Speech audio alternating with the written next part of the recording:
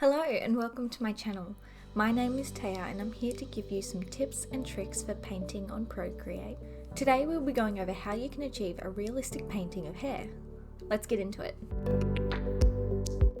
Whether you want to utilize the preset brushes in the Procreate app or download specific brushes for the task of painting hair, I've got you covered.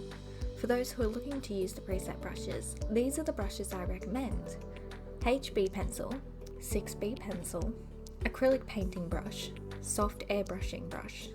If you're looking to download hairbrush sets, I recommend these from Etsy sellers. KS Tumanova, Mary Brushes, Anyway Smile Studio, and Naomi Arts Creations.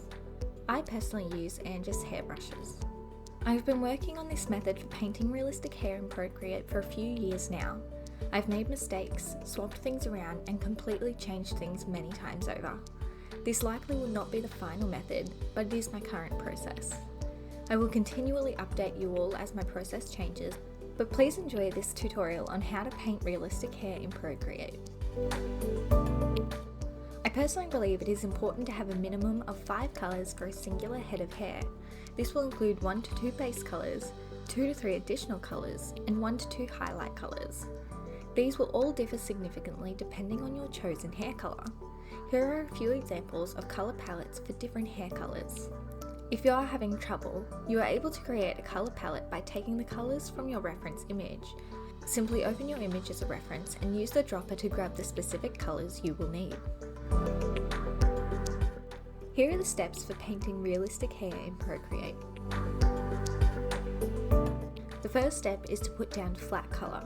This is where I will use the 1 to 2 base colours.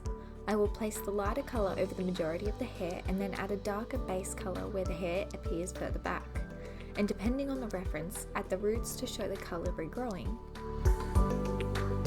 Before adding more colours, we will begin adding some texture. To do this, use the smudge acrylic paintbrush tool on a lower opacity and a medium size. Simply go back and forth over the area the colour meets a few times. Be sure not to do too much or it will begin blending.